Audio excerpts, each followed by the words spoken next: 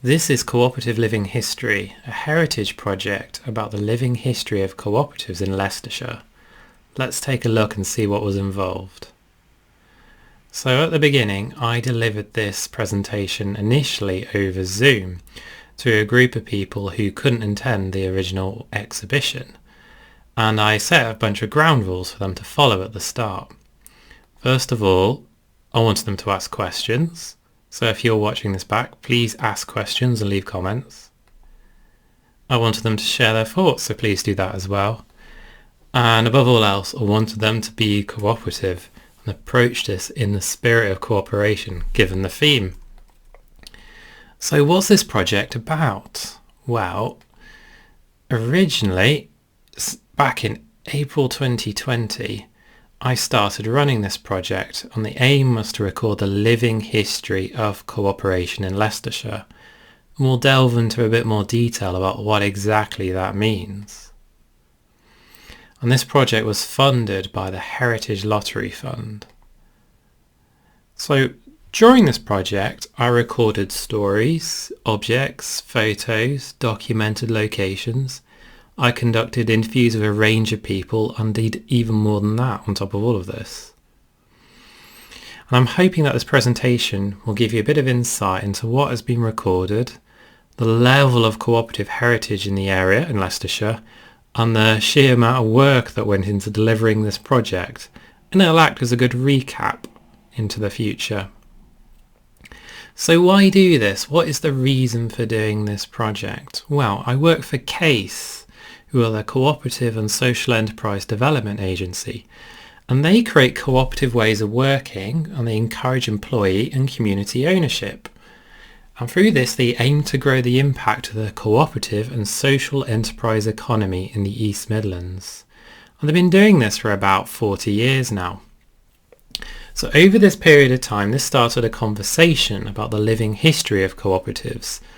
And this has been an important part of our country's recent social history, and certainly in Leicestershire included within that. And this is living history. These are people who are around with us today, and it's important to record people's memories before they are lost forever. This is an important part of heritage. So there's a particularly strong cooperative heritage in the area for all sorts of reasons. Leicestershire's got a particular personality and a certain sort of rebellious streak that plays into its social history, and there was a particularly strong heritage to cooperatives in Leicestershire, which made this a very interesting place to deliver this project.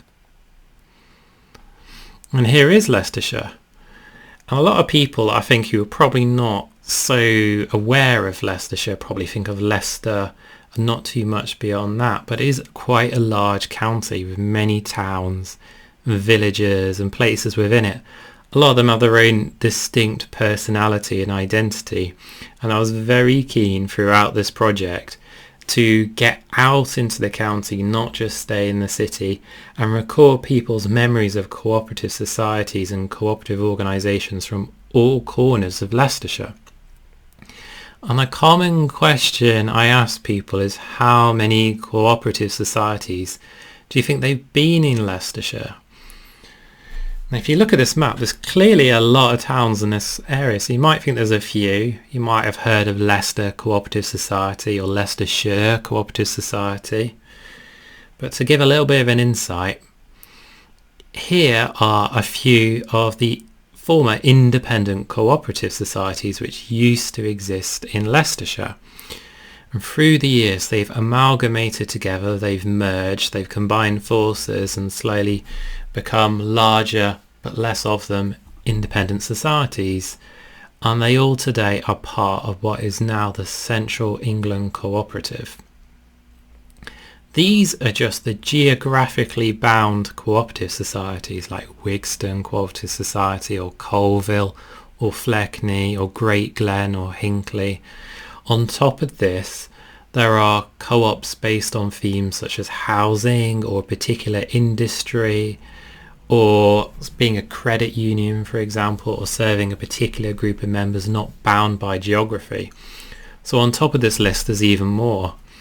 So there are clearly dozens and dozens and dozens of societies which each had their own independent identity. This gives quite a strong insight into clearly how much heritage there is in this area, and why this was quite an interesting project for exploring the area's social history. So before we get any further, a very logical question a lot of people ask is, what is a cooperative, or a co-op for short?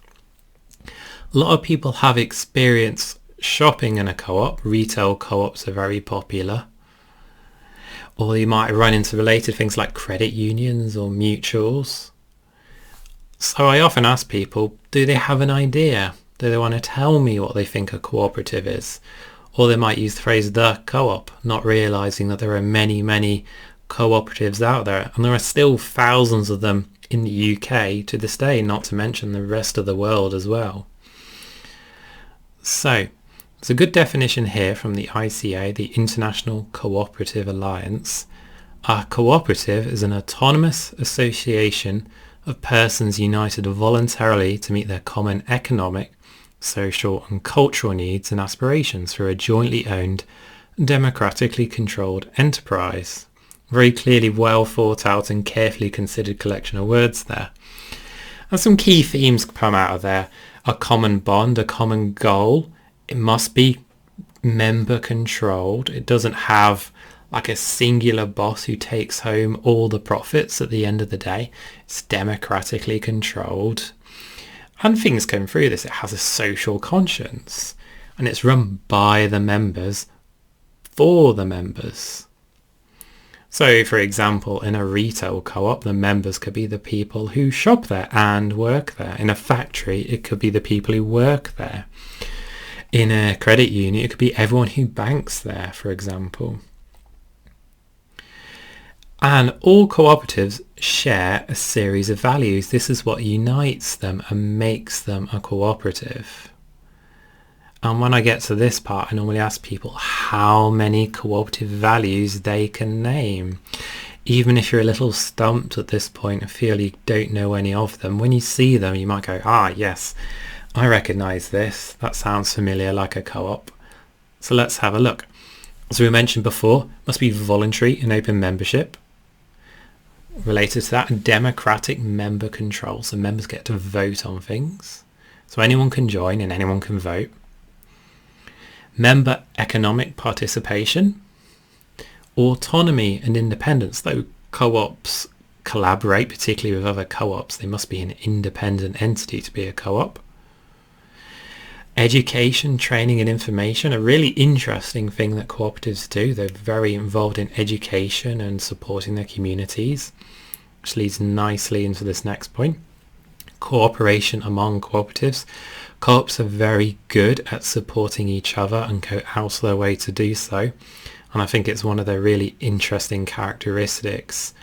So if you end up involved in setting up a cooperative, you'll find a strong support network already in place, ready to help you. Not view as competition, but as part of the family instead. Last but not least, concern for community. A lot of co-ops do charity work and good deeds in their community, support good causes, and act as a community hub, which has played a big part in their history and their heritage.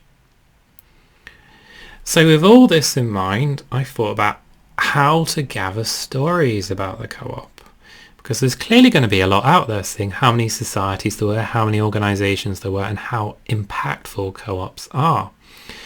So there's been a huge number of major responses to this project, with common themes including dividend numbers, stamp books, Saturday jobs. A lot of people had their first job at the co-op, and the milkman.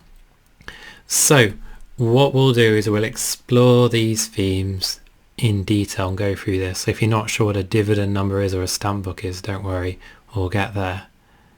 And of course, local shops. Because a lot of people, when you say the co-op, they think of retail. They think of going to the corner shop. They think of popping out for a pint of milk. And that is a big part of what a lot of retail cooperatives do, of course. So that'll come up quite often in these stories and discussions. Last but not least, the importance of co-ops and local communities. So not just shopping in a co-op or getting your milk from the co-op, but there are stories about people getting married in a cooperative hall, people meeting their partner there, people going to a co-op run theatre or arts centre. So it reaches into all areas of society, the co-op. So a lot of the stories that I recorded were done in text format, a bit like this one here. Because I ran this project in 2020 to 2021, when the pandemic was on, obviously standing in front of people a couple of feet away with a voice recorder wasn't really practical. So I did a lot of this in text format, a bit like this. So I did a lot of it using social media and remotely using email and groups and discussion forums and things like that. And people share their memories with me. And one of the strongest things I found about this project was how willing people were to talk to me and how open they were to reminiscing, sharing their thoughts, sharing their memories. So you got nice paragraphs like this saying you could get everything at the co-op, from furniture to fish and linen to laxatives, which shows how important they were for a lot of people. And it's interesting to see how people's memories form and stay in their head, remembering the little dog that came into work every day and remembering the name of all the different departmental managers. So for this person who shared this memory, you can see how this scene has been set in their head and how strong this memory is. So let's have a look at this one. It was a great store, and Colville was a good place to shop in those days. My mum used to take me in a cafe opposite the co-op. It might have been the co-op cafe. I'd have a banana milkshake and she'd have a cup of tea and a cigarette. Every week we did this. I must have been 4 or 5. This is a lovely story for showing the community involvement and that social impact that co-op had and still has, where these people, clearly it was like a social thing for them to do. It was a part of their local area. And Colville, like a lot of places in Leicestershire, is what I'd call a co-op town. They are co-op through and through. The co-op has a huge impact on their history in their area and still does in a lot of ways. And they'd have co-op shops, co-op cleaners, co-op stores, all next to each other. So you could go down the co-op cafe and be a member of it. And this one here is a lovely memory that clearly is quite visual and stuck in someone's head because of that. I remember once when the milk delivery lorry left the full milk trailer on the road, then pulled the empties trailer out. But the weather was so hot, the front of the full trailer had sunk into the tarmac right down to the bed of it. They had to hire a big crane from Steers Company. And of course this hints at the milkman, of course, which is another common theme when people talk about cooperatives, milk, dairy and retail co-ops. If we're going to talk about the milkman, we've got to talk about the milk float, one of these lovely things here. Common theme for discussion I had with a lot of people was the milkman. How did the milkman get around? What time did the milkman come? Did the milkman deliver anything else besides milk? Some people have remembered all the way back to the milkman delivering with a horse and cart, and the horse knowing the entire route on its own, not needing human input and just stopping at the correct house. The milkman popping off the back of the trailer and dropping the milk bottles, glass milk bottles of course, on the front step before the occupants had even woken up. A lot of people a little bit younger remember the electric milk floats, a bit like this. And every single town, not just in Leicestershire, but the whole of the UK had milk floats like this. And it was a big thing because your milkman would know who you were, you could do special orders with them, they might drop off things for you extra. They check in on you if you weren't taking your milk in, all sorts. This idea of community and the milkman was very closely intertwined. And here is a lovely one, and on these carriages it says LCS Dairy Bottled Milk. LCS standing for Leicester or Leicestershire Co-operative Society. And of course these are horse drawn. You can see a horse on the right hand side of that picture there. So this feels like something from a different world to someone about my age, but of course it wasn't that long ago that the majority of things even were horse drawn. So you can see this being a big part of local identity. So with this story here, this is another really quite funny little visual story. As a girl, I lived in West Close and there was a co-op on Brookside, both stores and butchers. This is quite common to have co-op butchers and co-op stores next to each other. Harold was in charge of the butchers and there was sawdust on the floor. I think quite common for butchers to have sawdust on the floor, and those interesting things that are stuck in people's mind. Texture, smell, the sound of stepping on it, all of that. I remember going in one day and joining the queue, not socially distanced back then of course. I remember stepping back to let someone buy and bumped into a customer. I apologised and turned around to see it was a pig hanging against the back wall. You can see why this stuck in this person's mind.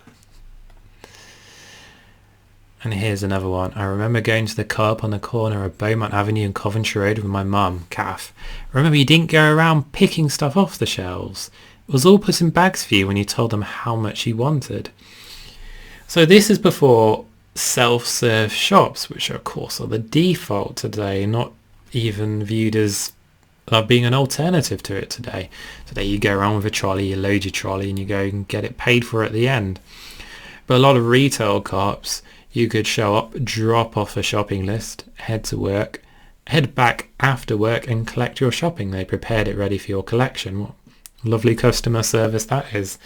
And this is quite similar, this story here, where they were given a list and then someone's doled it into bags for them. Good customer service. There was a couple of references there to the butcher, and a lot of photos of related things have appeared through this project.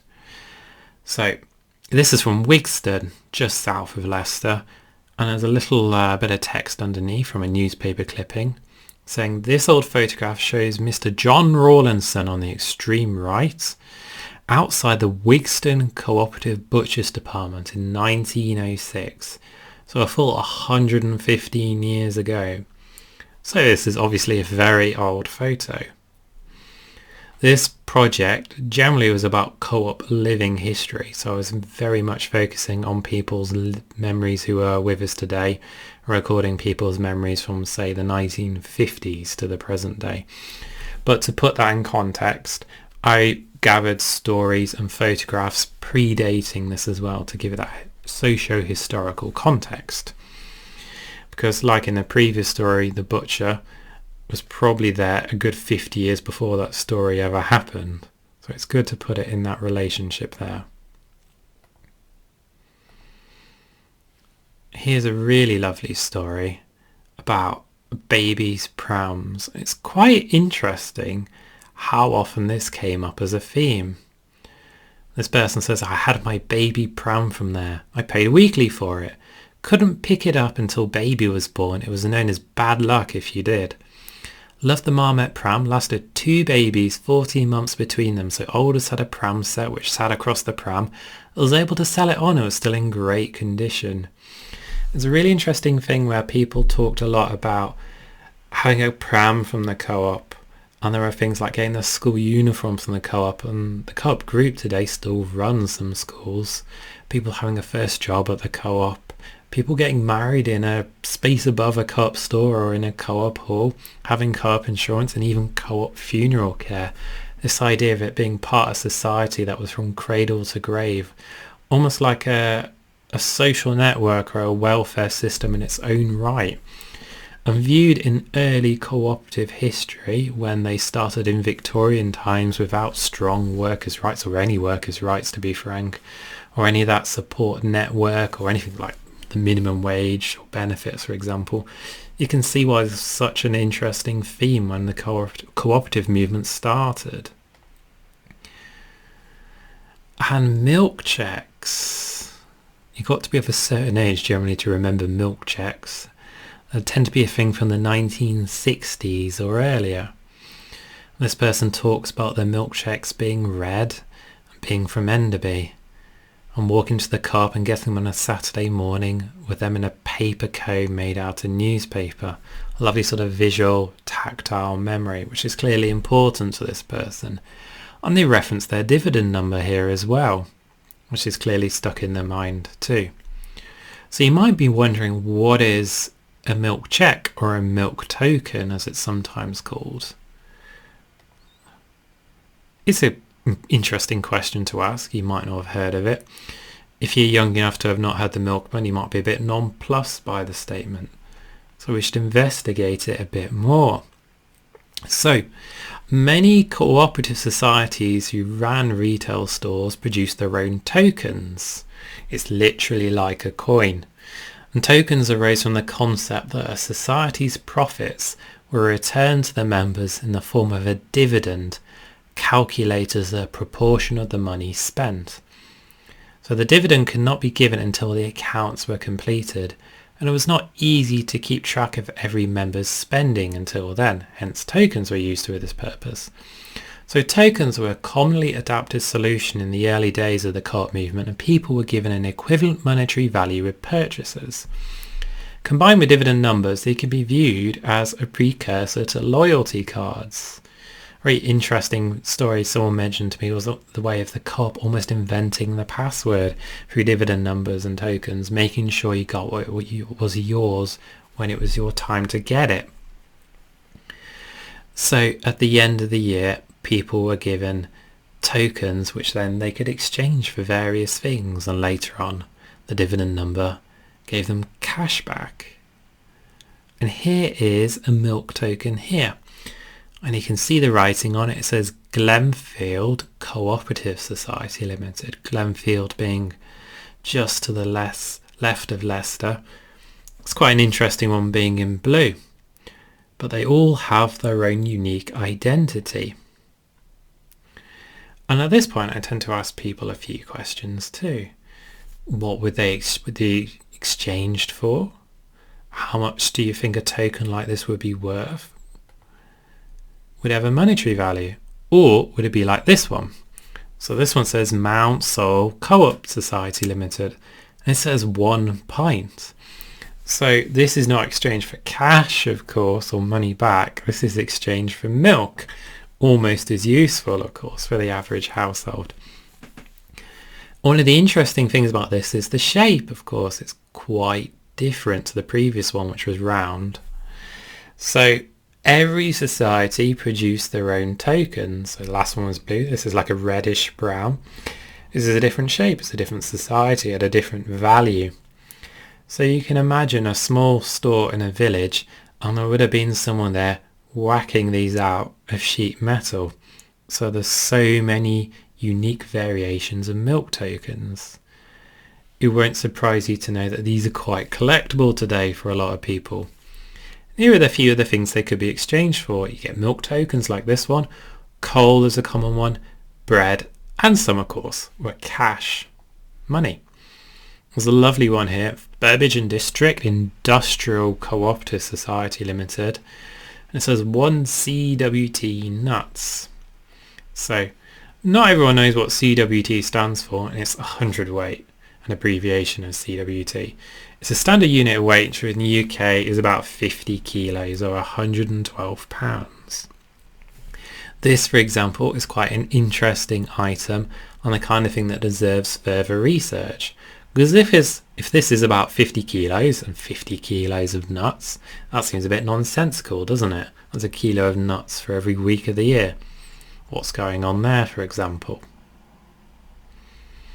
And here is another one, Mount Sorrel again, a different shape, probably so you could easily distinguish what it was for, almost without looking. So you could do it by touch, the way we have different size coins today in general circulation.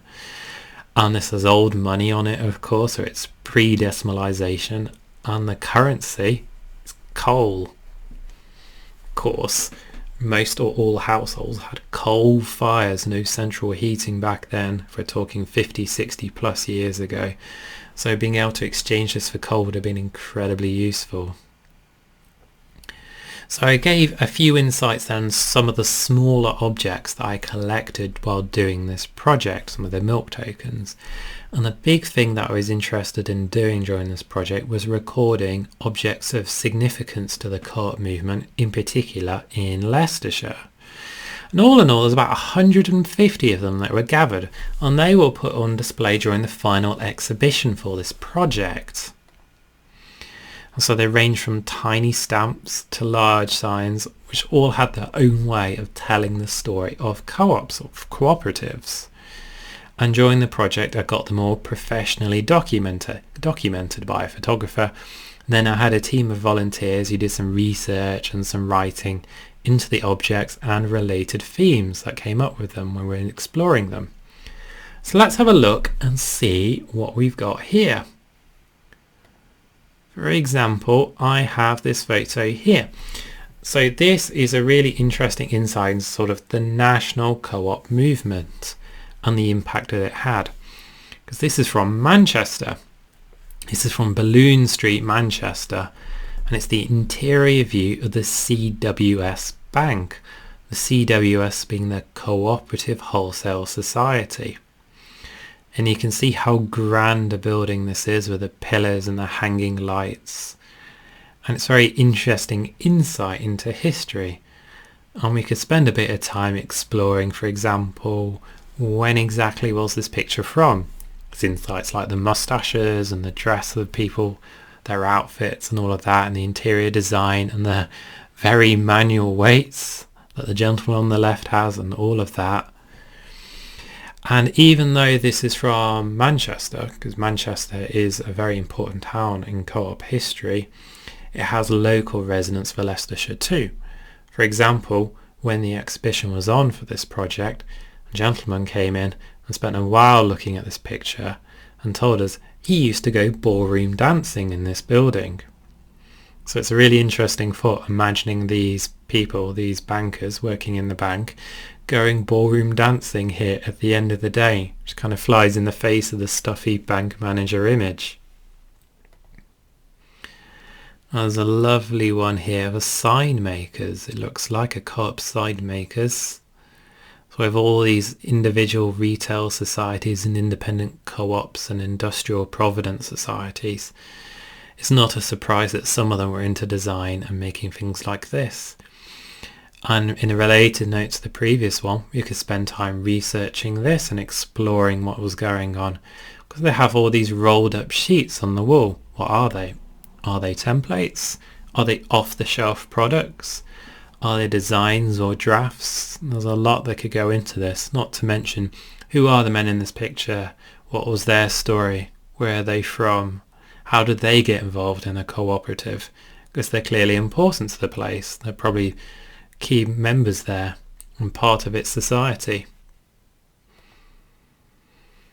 And stamps. So stamps is a theme that came up before that I mentioned, and these are co-op stamp books. I had this lovely display case in the exhibition which people very much enjoyed looking at. So they got to explore the monetary equivalent value of the stamps and the process that's involved. Lots of people remember the related green shield stamps and the co-op ones, which sort of led into that. And today we have related things like club cards, for example, and loyalty cards. And this rather wonderful cooperative store sign, an original co-op store sign, which probably the men in the previous couple of pictures ago painted. It's the kind of thing that would have been hand done. And this would have stood above the entrance to an independent store back in the day. And many thousands of people must have walked under this through the years while doing their shopping and their retail, and then getting their dividends back and walking back out from under it again. So it's an interesting part of living history.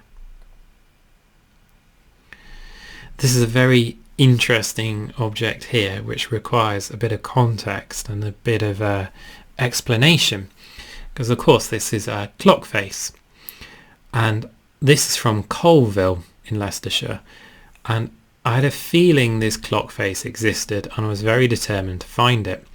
This is the clock face that used to be outside the co-op store on the high street in Colville.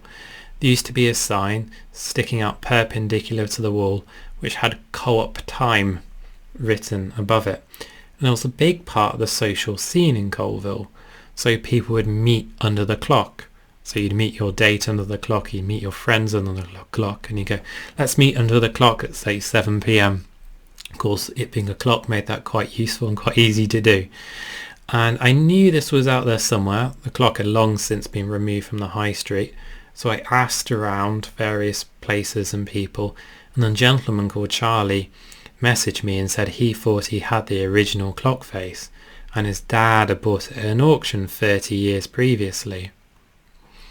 So we had a bit of a discussion back and forth about the provenance of this clock face. Was it original? Was it not? And he told me he was pretty sure because the number 4 on this clock is written III rather than IV in Roman numerals, and he knew that it was from Colville, and he had it in his shed in Staffordshire. So I drove out, had a chat with him, and he very kindly loaned it to me for the exhibition. In keeping with the Colville theme, there's this absolutely beautiful Colville banner which was loaned to me by the Leicestershire County Council Archives. And you can just about see on it at the top it says WCG below that Colville branch. And WCG stands for the Women's Co-operative Guild. WCGs and women's groups are an important part of cooperatives' social and community history. There have been many of them through the years, and it shows the cooperative movement's social and also political impact. At the bottom, this banner says from each to all and from all to each, which is quite a socialist, a very political statement, of course. And while I absolutely love the craft work that has gone into this item and the care and the dedication to making it, what really makes it interesting for me is its political context. You can imagine the group of women who made this sat around making this together, embroidering it, while discussing politics and work and things like suffrage together. And this would have acted as a hub for much political discourse at the time, groups like this. So we have some of the photos before and some of the stories.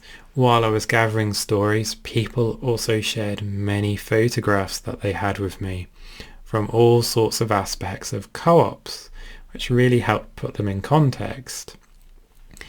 So some were to do with their memories and stories, some were of buildings, all sorts. So let's have a little explore and see what was going on there, because there were hundreds of them. Here's a really nice one, clearly from a while ago, and it says on it Leicester Co-operative Society's laundry. This is the ironing room. So you can imagine back in the day when such tasks really properly had to be done by hand, how much work went into this. And the women working here, who are they? What is their story? How did they come to work here? How long did they work there? What building is this? Is this building still here? Is it long gone? What are they ironing for? What aspect of industry or a business are they doing this for? So there are many stories that came from just looking at a photograph like this, which deserve, of course, to be explored even further, and something that I hope to build on and do in the future in greater detail, because these people have nuanced, detailed stories of their own.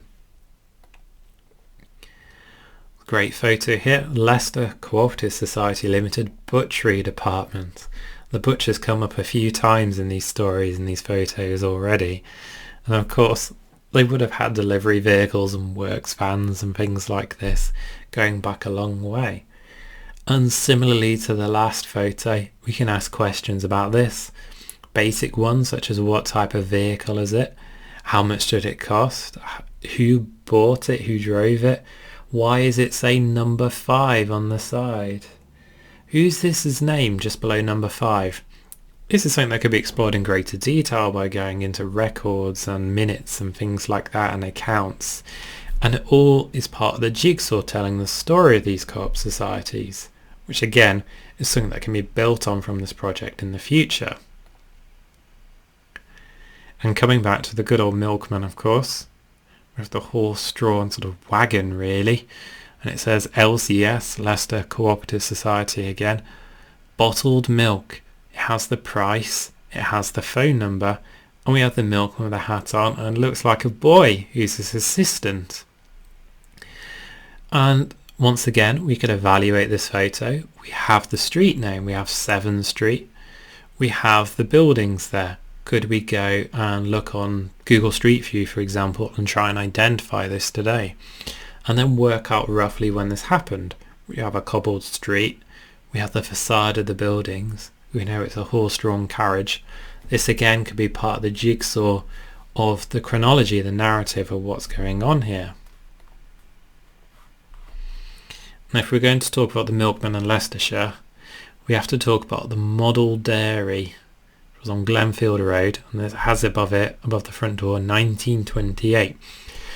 This building is not here anymore, I'm afraid, though I have some documentation of it.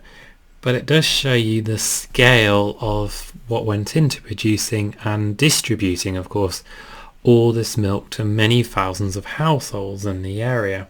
This wasn't just a little corner industry, this was big business, certainly in the city. There's another great photo here. You might just be able to make out at the bottom it says Bell Street in Wigston, circa 1880, so about 140 years ago. Once again, placing those bits of the story into a chronology and a narrative. What exactly is going on here? Who are these people? Which number store was this? Can we identify it today? Lots of interesting questions. Wigston has a strong co-op heritage, definitely does, another one of those co-op towns. So it would be interesting to do some further documentation on this location. The architecture, did the Co-op Society here build it, or did they just purchase it? And what did they use it for? Can we find some other photos with different viewpoints and build on that? And of course, we have the Cooperative Wholesale Society, which had a big impact in the local area, particularly the site of Knighton Fields, which was once the world's largest, busiest shoe factory, which plays in, of course, to Leicestershire's strong textile and shoemaking heritage. So it's not just little sort of small industries, this is huge industry which has worldwide impact. Coming back to the milkman again, here he is outside the model dairy we had a look at a minute ago, posing with the milk. Lots of interesting thoughts and things to consider here. Not least, he's very smartly dressed. Goes to work in a tie with smart shoes on. He's got his own van. It says where the offices are on Union Street. It's got the advert on top. And it'd be interesting to work out exactly when this photograph is from, which can probably be achieved with this photo, knowing when the building was there and the quality of the photograph and the type of vehicle. So this can all be placed into that history of this site and of the milkman and the milk distribution industry in Leicestershire. And something a little bit more recent, Leicestershire Co-op Travel. It says the 27th of June 1990, £200 holiday voucher. Showing again the breadth of the industry and the breadth of the types of organisations that have been co-ops in the area. And the impact, of course, that they had on people's lives. It's nice to give something back, and co-ops are very good at that. Giving vouchers, prizes, dividends, all of that. But of course, the co-op is well known for local independent small shops which serve their areas. And here is Glenfield Co-op, or Glenfield Cooperative. And this shop would have had a big impact and it had been an important part of the local area in this town. And it would have been a focal point, a meeting place, and of course a retail space where people would have done their local shopping. And we can have a little look and see what's in the windows. There's electrical goods on the left, there's tins on the right. And a lot of people have had fond memories of a place like this from decades ago. We head back into the city. We have Leicester Co-operative Society Limited stables offices in Union. So this is on Battenberg Road in the city. And all those horse-drawn carriages that we've seen before, they needed to stay somewhere, the horses. So the Co-op Society had its own stables. One of the interesting stories that has come up from this project is when the circus was in town, this is where the elephants stayed. So a couple of people mentioned like heading home from work, coming round the corner and seeing a procession of elephants heading through the middle of the city, which I can imagine stuck in their minds as quite an interesting memory. And we're heading now to the High Street. This is the old Co-op High Street department store, which a lot of people shared memories with me about. Of the best part of 2,000 stories and comments that I got about the project, this is probably one of the more common themes. And coming here for the dividend and things like Santa's Grotto and the lift in the building and the sheer range of produce and items available. And you can see why that would have had such a big impact. It would have been a proper let's go spend the dividend, a red letter day sort of place. And it's a beautiful place and the facade is still there, even if the co-op is not based there anymore. We head out into the county again. We've got Hinckley Co-operative Society. Got a seasonal display on, ready for Christmas in this one. And this building, a few people mentioned to me about doing fashion shows and displays there, which is a very interesting thought. And having the latest in both men's and women's fashion available, and having a beautiful wooden staircase which was ornately decorated. So a beautiful premises, and not stuffy, not old, but actually quite cutting edge for its time. If we head back to Colville, we have something from industry here. This looks quite an old photo. And this was a bakery, Co-op bakery, and clearly quite a large one. This is not a little corner shop, is it? This is a big industrial premises which would have served quite a few places and produced industrial amounts of bread, I would have thought, through the time. This building is still here, and as part of the project I did some documentation there. It's now derelict, I'm afraid, but the structure itself is still rigid and solid and standing there, and stands there as a testament to the heavy industry and work that went into places like this. So talking of industry, we have here textiles, very important part of not just cooperative heritage but also cooperative heritage in Leicestershire, and Leicestershire in general I should say. Making clothes, shoes and all of that. We have some workers here with sewing machines and desks and tables, working away, talking, collaborating. It'd be very interesting to analyse this photo in greater detail, see if anyone knows who's in this photo, tell their story, what year it's from, and who exactly they're working for, of course. Because there were some very big employees through the years in the cooperative textile industry. This one is a bit easier and quicker to identify. This is Colville. This is the High Street in Colville because this building still stands. And this was a department store, and a very important one for the area. And there would have been a lot of furniture sold here and all sorts. And there's some brilliant photos of this road showing cleaners, cafes, shops, grocers, butchers, the whole works available in one place. Once again being clearly a co-op town. And quite a few people shared their memories and experiences of shopping here and the impact it had on them, their families and their town. This is down in Hinckley, the 1906 model steam bakery, another place I did some documentation. I did some filming here. And what makes this interesting in the present day is it still has signage on the outside saying it was the Co-op Steam Bakery. So it has its heritage written on the outside.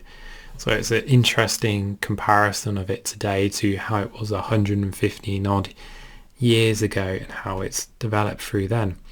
Another bakers showing the co-ops and cooperatives' interest in food and serving local areas and their members, and providing goods and supplies at reasonable rates for people to help them get by. So I've touched on a few times there about location research, exploring sites, places, in particular buildings, and exploring all about them. So this involved photography and video. I did some videography.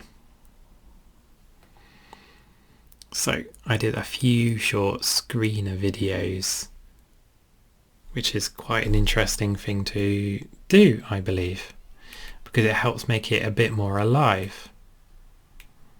This is the Co-op Steam Bakery I mentioned a few seconds ago.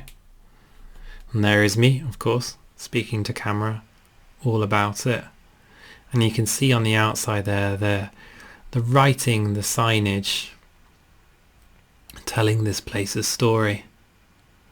The old steam bakery renovated, going all the way back to 1906.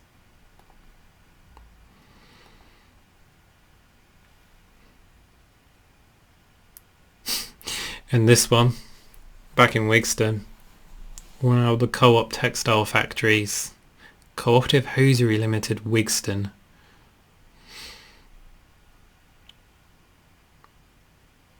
So I made videos like this to make the project more accessible, more interesting in terms of exploring location and research, and it makes it a little bit more alive for people. One of my favourite places I got to go to, Long Clawson Dairy, out in the east of the county.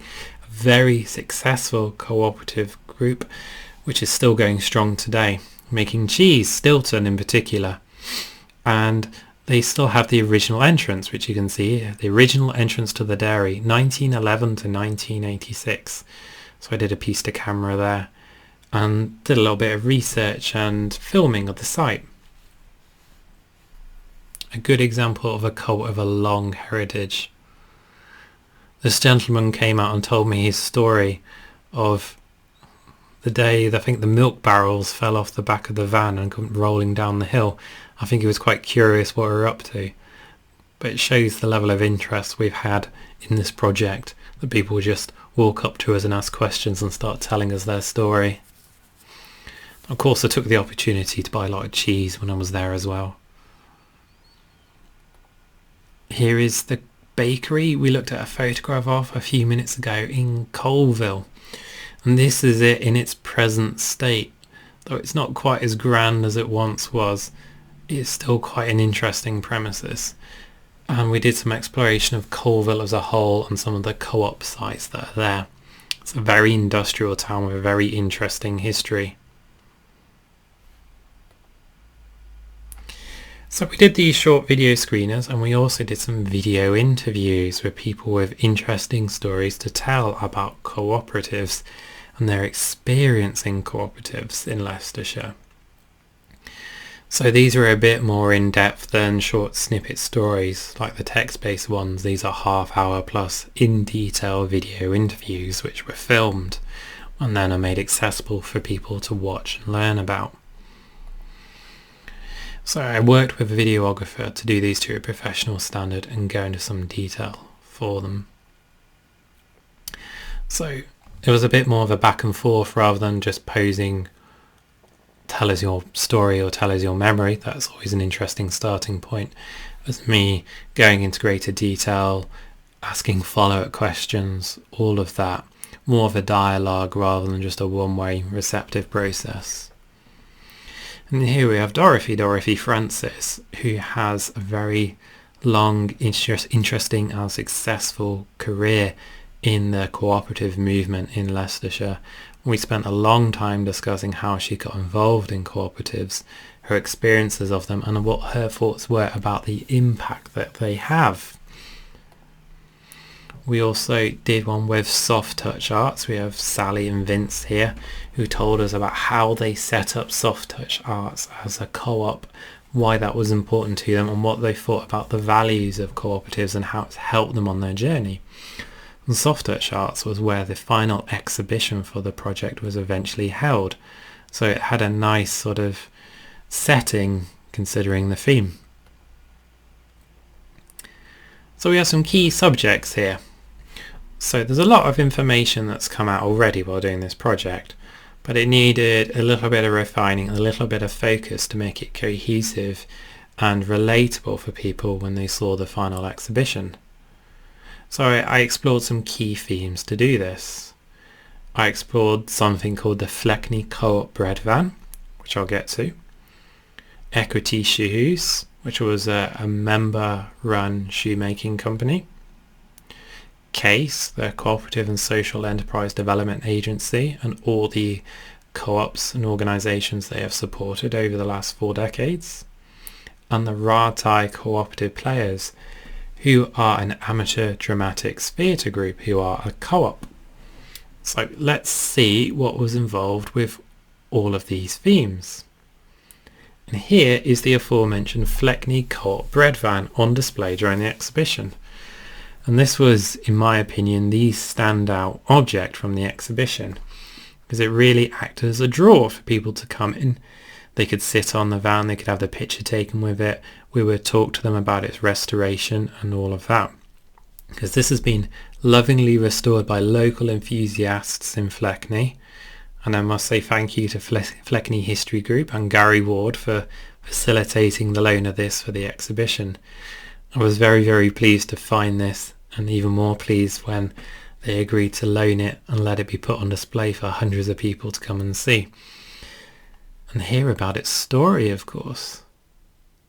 So the Fleckney Co-op bread van, which originally belonged to Fleckney Industrial and Providence Society, it's an original horse-drawn bread van which was restored by the Fleckney History Group and Gary Ward. Here it is a bit more up close. It's got some original bread tins on there for baking. You can see the back open, you can see the handbrake just near us on our side, and the lovely writing on the side. From the other side you can see its side door, which is open, which had trays for bread and confectionery. Imagine this doing the rounds at about 5 in the morning, similar time to when the milk's delivered, picking up deliveries, supporting the local area, all of that. A big part of that town's identity, I would have thought, in its peak. So this is a lovely item which is about 100 years old, and I think was in use until about the early 50s or around then. And then it lay derelict for a long time in Fleckney, and it actually was a pigeon coop for a while, so it was in a bit of a state until it was eventually restored. There it is from the back. So you can see all the different trays and things that would have been loaded up high once upon a time. And now we come to equity shoes. Very interesting theme. So in 1887, Equity Shoes, which was then known as the Leicester Co-operative Boote Shoe Manufacturing Society, was born. And their goal was to bring an end to the division that existed between the worker and the company they worked for. That classic divide between the owner and the worker and the proceeds and where they go. Believing that workers receiving a fair share of profit would increase the effort they put in, so they'd have a buy-in to the organisation and be motivated to work hard. And there was plenty of interesting photographs that came up from researching Equity Shoes. There's a lovely one here back from the early days, clearly. It's an interesting part of their industrial heritage here.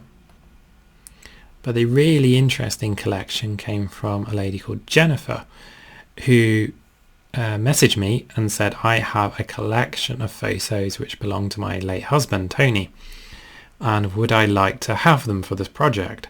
So you can imagine I said yes very quickly. And Tony worked for Equity for 45 years. So he had a very long history, and it says a lot when someone works for a place for that length of time. It must be a good employer, which people are very passionate about. So there was all sorts of documentation of the machinery, the workers, of course, the people behind it, all the premises, all of that, telling the story. And this was all put on display during the exhibition, which really helped it come alive as a theme. And here's this display in situ.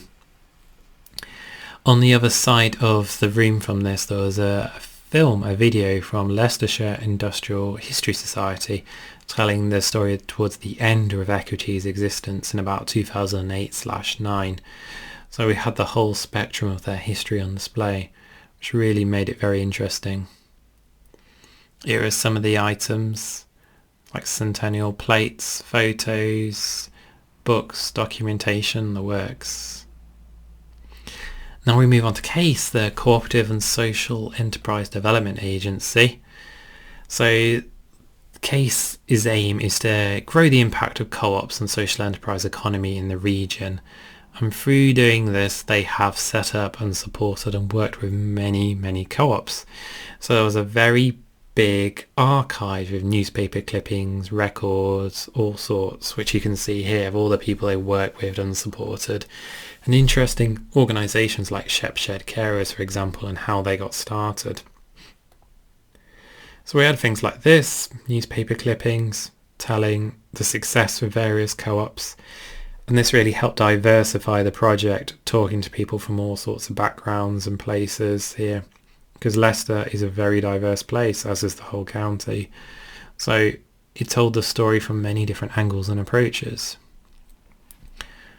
And it made a good sort of impact statement about how successful co-ops have been in Leicester.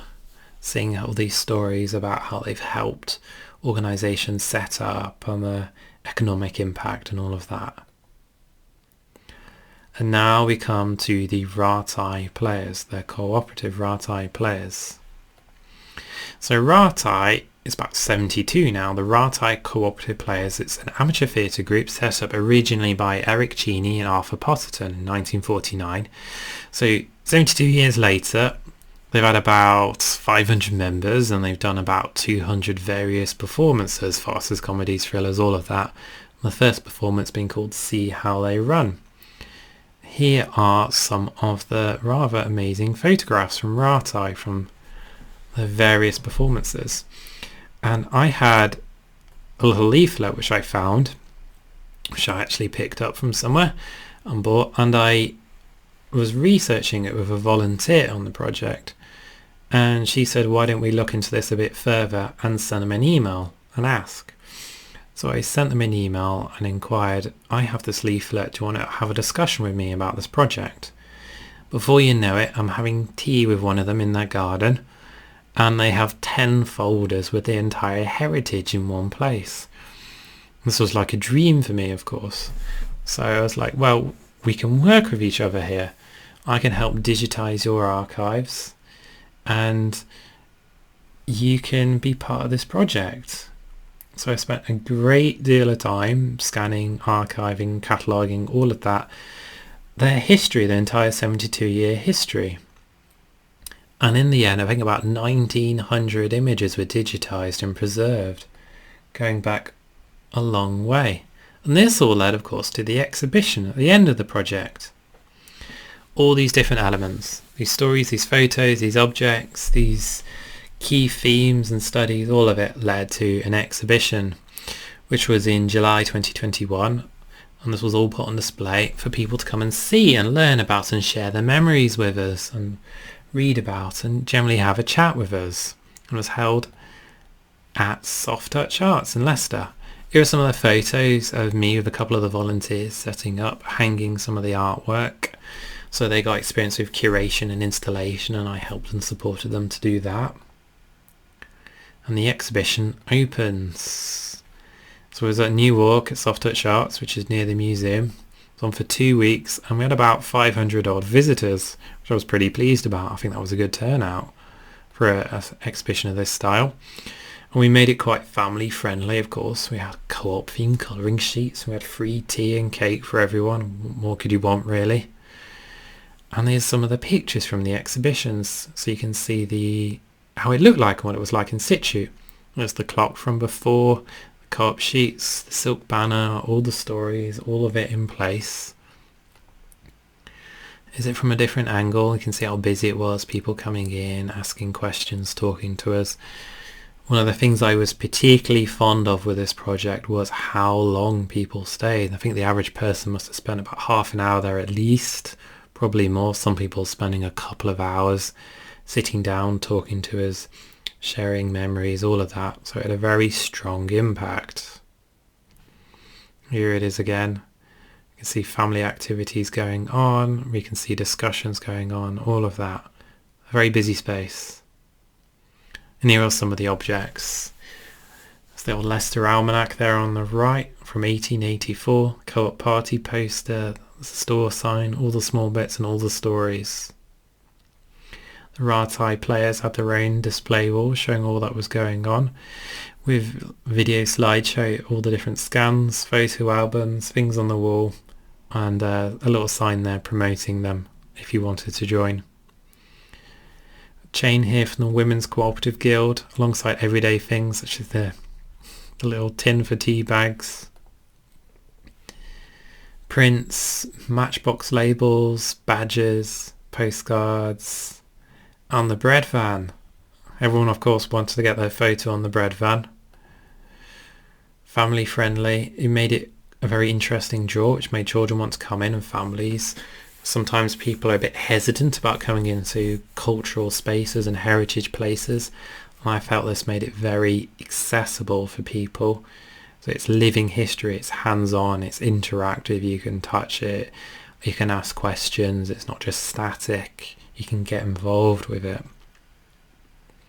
Some more photos of people getting involved, and Soft Touch Arts do cookery classes at their site as well, and conveniently they were doing bread making, so we took the opportunity to make and sell bread, which is probably the first time it's happened in about 70 years from the van, would have thought, and seemed quite fitting.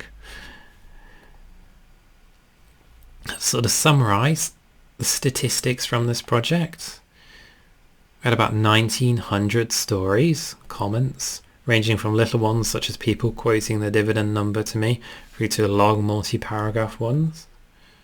About 130, 150 around that sort of objects on display through the project in the exhibition. 3,000 photographs, which took ages to catalogue. 500 visitors for the exhibition. And one absolutely glorious bread van, of course, which is the highlight. So with all that in mind, of course, I was thinking through this, well, there's even more to do here, there's even more that can go on. So it made me think about hopes for the future, what could follow on after this project. So there's a lot of research that can be done. There's a lot of extra objects that can be found and stories, both in Leicestershire and outside Leicestershire. There are things such as cooperative films, which I'm very interested in exploring, because I know there are some Leicestershire themed ones out there. Are there any other bread vans out there, for example? All sorts. And that pretty much concludes the end of this presentation, so thank you for watching this. If you have any questions or comments, please feel free to leave them for me and I'll try and get back to you. So thank you very much for watching.